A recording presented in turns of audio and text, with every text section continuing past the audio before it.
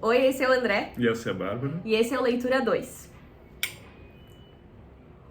As leituras da vez são A Abadia de Northanger, da Jane Austen, e O Corcunda de Notre Dame, do Victor Hugo. E diferentemente do outro vídeo, em que os dois tinham lido os livros que a gente estava comentando, eu nunca li o livro dele e ele nunca leu o meu livro, mas a gente fez essa escolha por conta da arquitetura, porque tanto no Corcunda quanto na Abadia, eles incorporam os autores elementos de arquitetura dentro da própria história.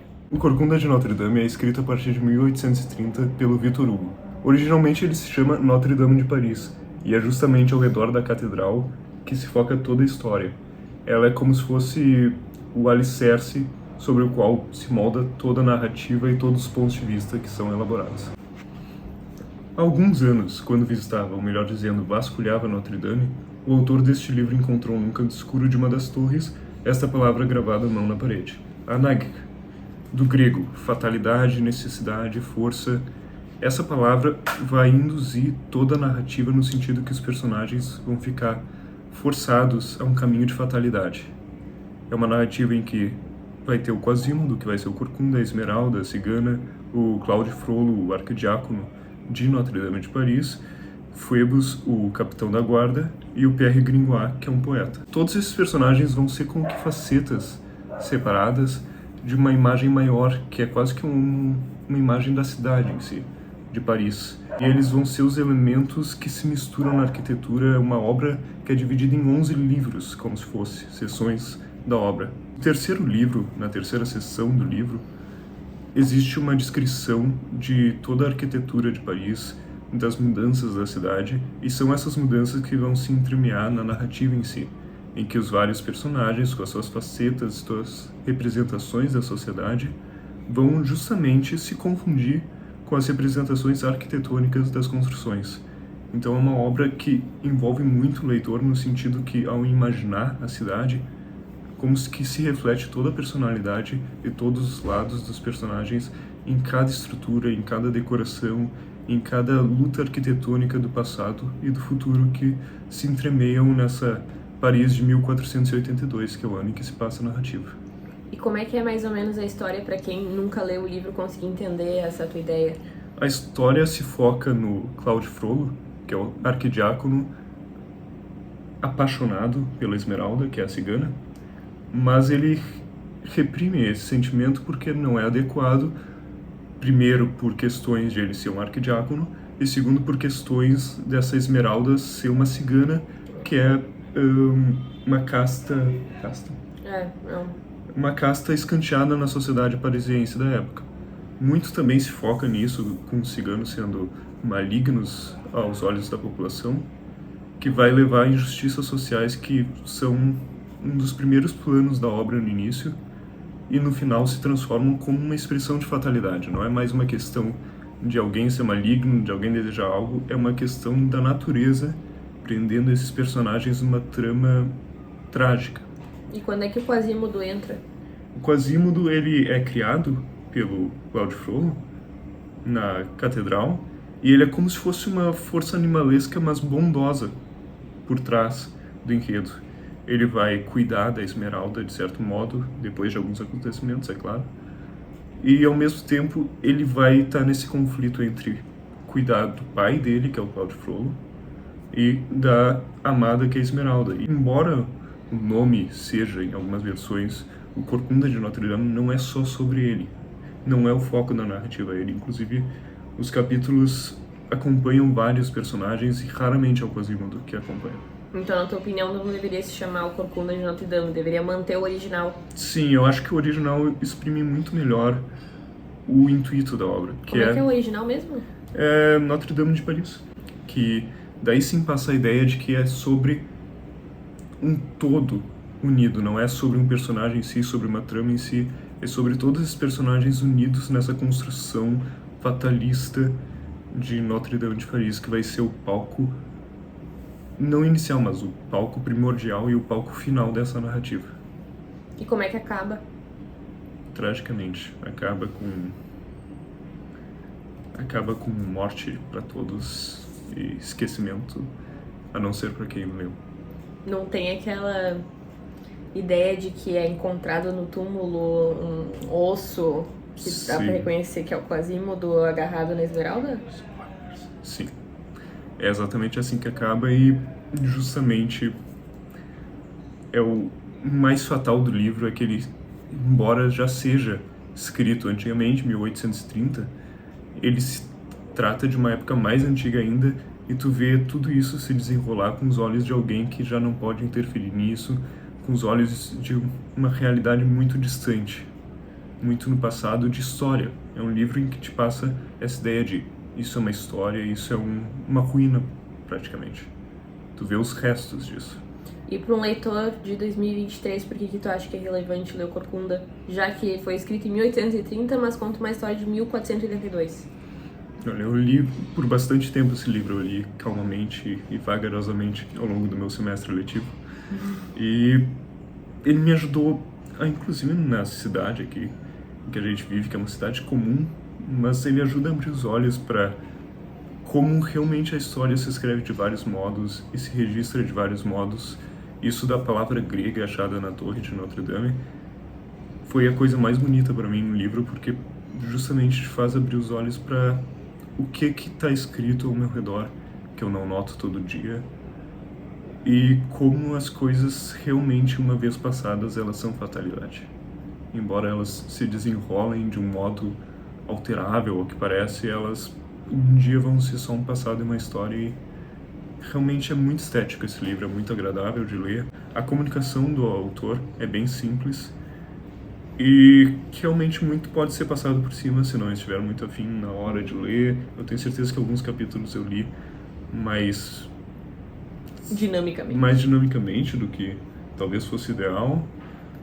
Mas isso também é bom, é muita questão de poder um dia reler esse livro.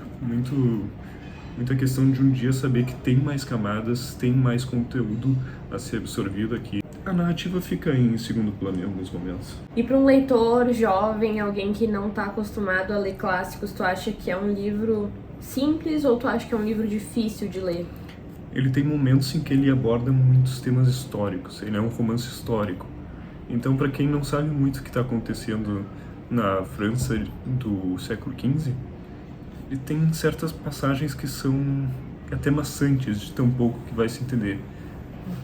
Eu mesmo, muitas páginas, tá falando desse fulano de tal, nunca ouvi falar desse fulano de tal.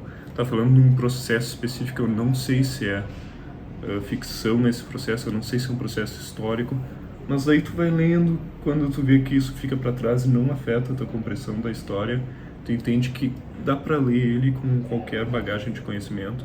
Claro, quanto mais bagagem de conhecimento num assunto, melhor a gente aprecia o livro, mas é para isso que servem os livros. Tu pode pegar eles de novo e reler no futuro. Qual que é a nota que tu dá pro Corcunda de Notre Dame? Até 5? Até 5. 4,5. 4,5 porque ele é um livro que tem espaço para ser melhorado. E é só por isso, não é nenhuma crítica pontual, é só questão que não é uma obra que eu vou dizer perfeita, não mudaria nada. A edição que o André leu é a da Penguin, e a tradução e notas é do Eduardo Brandão e o prefácio é do John Starrock. O que tu achou dessa edição? Eu lembro que enquanto tu foi lendo, tu foi fazendo alguns comentários. Olha, eu não tenho nenhuma fluência em francês, sei 3 palavras e olha lá.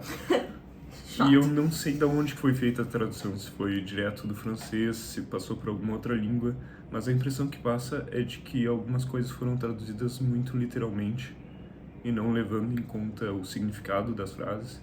Então, às vezes, tem frases que tu lê e elas parecem, não faz sentido isso aqui.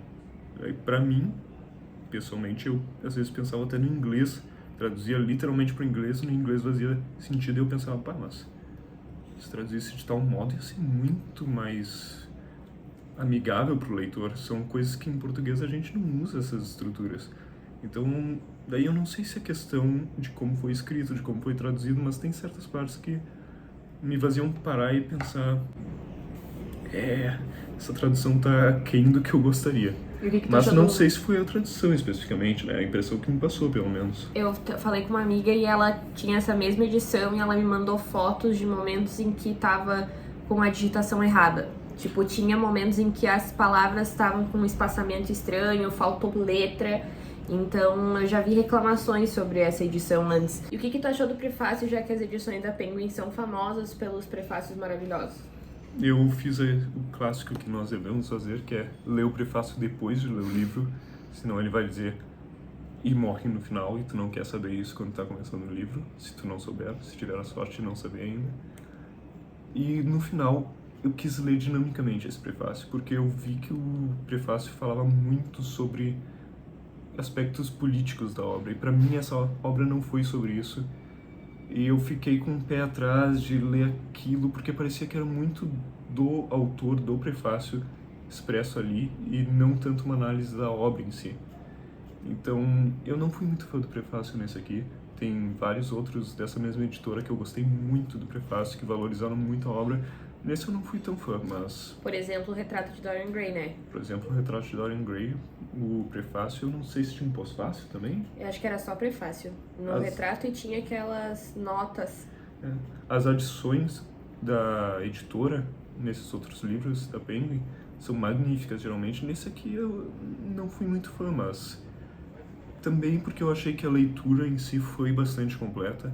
Terminando o livro eu não pensei, gostaria de um texto me explicando. Eu fiquei satisfeito com a minha impressão, com a minha experiência, e não queria muito escutar alguém dizendo uma coisa completamente diferente no meu ouvido no momento em que eu terminasse, assim. E a Abadia, Bárbara? A Abadia eu li neste ano, foi um dos melhores livros da Jane Austen que eu já li.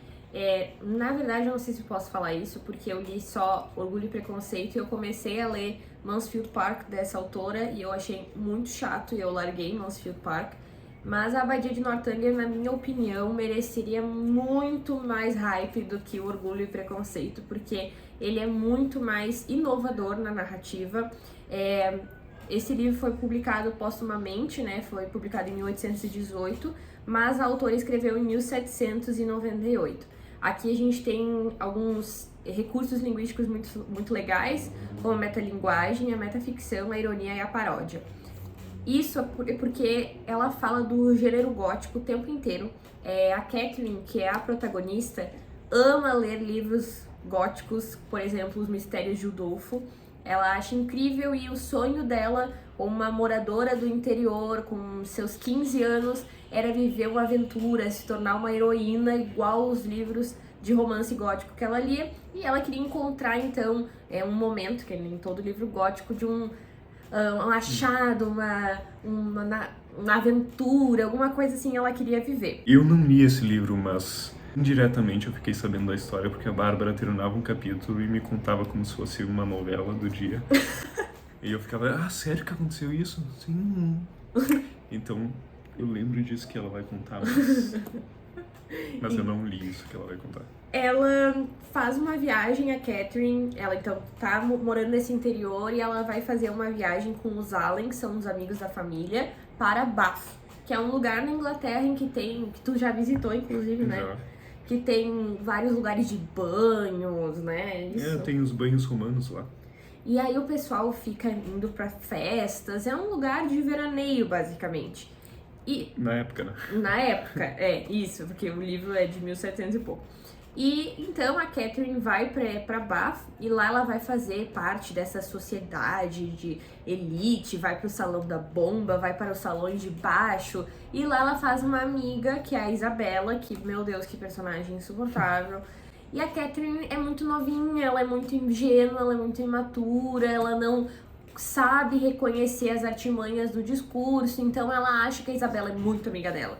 A Isabela não tá nem aí pra ela é super egoísta, ela só quer saber de assuntos fúteis e quer chamar a atenção de homem, né? Quer arranjar um namorado, um futuro marido, enfim. Lá ela também conhece o Henry Tinley, que de cara ela já se apaixona, e spoiler, ela vai ficar com o Henry Tinley no final, mas eu acho essa história de romance muito melhor do que Orgulho e Preconceito, em que a Elisa fica com o... esqueci o nome dele. Nem sou fã desse casal em Orgulho e Preconceito, apesar de gostar muito do livro. Eu prefiro muito mais a Catherine e o Tinley, por causa que eles realmente se fecham nas ideias, sabe? Tem uma coesão ali. Enfim, a Isabela tem um irmão, o John Thorpe, e esse John Thorpe é apaixonado já pela Catherine, e a Isabela fica forçando eles dois a ficarem juntos, assim, tentarem conviver mais pra Catherine querer ficar com ele. mas ela não tem interesse. Inclusive, o Thorpe faz uma crítica muito séria aos livros de romance. Tem uma passagem, que é na página 75 aqui da edição da Penguin, em que a Catherine pergunta pro Sr. Thorpe: o senhor já leu o Dolfo? O Dolfo, Deus me livre, nunca leio romances, tenho mais o que fazer. Catherine, humilhada e envergonhada, ia pedir desculpa por ter feito tal pergunta, mas ele a impediu dizendo: os romances são cheios de bobagem e conversa fiada, não se publicou nenhum sequer razoável desde Tom Jones, e quanto ao resto é um monte de besteira, basicamente é isso que ele diz. Então ele ofende uma das coisas que ela mais gosta, que é ler esses livros góticos, e mostra um machismo muito forte, que era que a leitura era uma atividade para mulheres. Uma atividade para desocupados, basicamente. Exato, que a leitura desses romances é besteira e que os homens deveriam ler fatos históricos. Inclusive, depois a Catherine, é muito legal, fala que ela não gosta de ler livros de história porque quase não tem a presença feminina. Então faz essa denúncia a pouca participação das mulheres no decorrer da história, que ela diz que quando ela lê livros de história é só sobre homens, guerras, papas e homens fazendo escolhas que ela não faria, e que muitos discursos que tem ali nos livros de história são inventados, são imaginação, mas que pra ela prefere ler então algum livro que tenha uma presença feminina e que vai ter uma heroína, que é como a Jane Austen chama ela o tempo inteiro, nossa heroína.